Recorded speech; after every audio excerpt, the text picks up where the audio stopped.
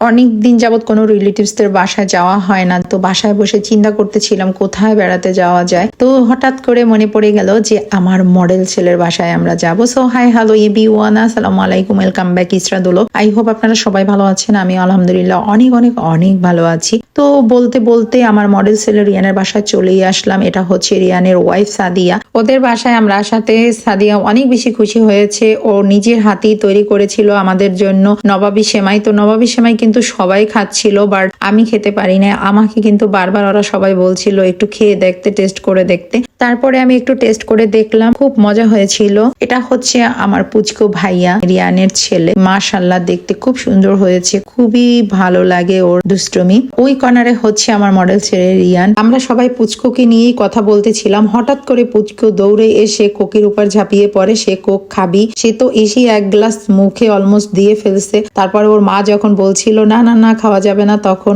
গ্লাসটা মুখ থেকে সরিয়ে নিয়েছে। আর এদিকে ও গ্লাস সামলাতে ছিল আর আমি ওকে সামলাতেছিলাম। আমি তো ওকে টেনে হিচড়ে কোলে নিয়েছি, কিন্তু সে কি রাখা যায় ভাই, কোকের উপরে বারবার হুমড়িকিয়ে পড়ে। আজকাল বাচ্চারা কোক এত পছন্দ করে, তা ওকে দেখলেই আপনারা বুঝতে পারবেন। এই যে দেখেন গাইস, ওরা এত ভাবে টানাটানি করছিল আর আমিও টানাটানি করছিলাম সে কোক খাবি। এরপরে তার মা বলছিল কাঁচের গ্লাসে দেয়া যাবে না, সে অনেকগুলি কাঁচের গ্লাস ভেঙে ফেলেছে, তাই তার জন্য স্টিলের গ্লাস, তার এই ছোট স্টিলের গ্লাসে কোক দেওয়া হয়েছে। সে এখন কোক খাচ্ছে। তো কিভাবে মজা করে খাচ্ছে দেখেন, আমি বলার পরে কি বলে সে।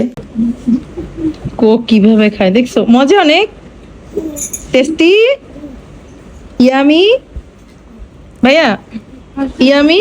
তো গাইস, সবাই খাওয়া খেয়ে নিয়ে ব্যস্ত। এখন আমি কেন বসে থাকবো, আমি চিন্তা করলাম আমিও একটু ট্রাই করি সেমাই। তো আমি একটু মুখে দিলাম সেমাইটা। ও গাইস এত মজা ছিল, কি বলবো, অনেক মজা হয়েছিল। এরপরে ওরা আমাদের জন্য পিৎজা অর্ডার করলো। পিৎজা চলে আসছে, এখন আমরা পিৎজা খাবো। তো দেখেন বুড়ি পিৎজা খাওয়ার জন্য ওয়েট করতেছে। আর এটা ছিল পরের দিন সাদিয়া অনেক মজার মজার রান্না করেছিল আমাদের জন্য।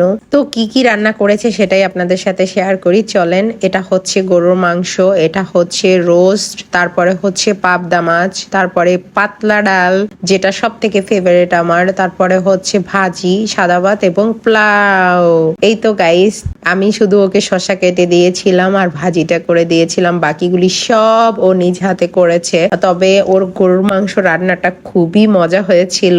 তো গাইস, যখনই নিজের হাতে রান্না খেতে আর ভালো লাগবে না, তখনই বেড়াতে চলে যাবেন এবং এভাবে মজার মজার রান্না করা খাবার খেতে পারবেন। আমার এই ব্লগটি আপনাদের কাছে কেমন লেগেছে সেটা অবশ্যই কমেন্ট করবেন, একটা লাইক দিয়ে দিবেন, শেয়ার করে দিবেন। আবারও কথা হবে, দেখা হবে নেক্সট টাইম নতুন কোনো ব্লগ নিয়ে। সে পর্যন্ত সবাই ভালো থাকবেন, আমার জন্য দোয়া করবেন। আজকের মতো বিদায়, টাটা বাই বাই, আসসালামু আলাইকুম।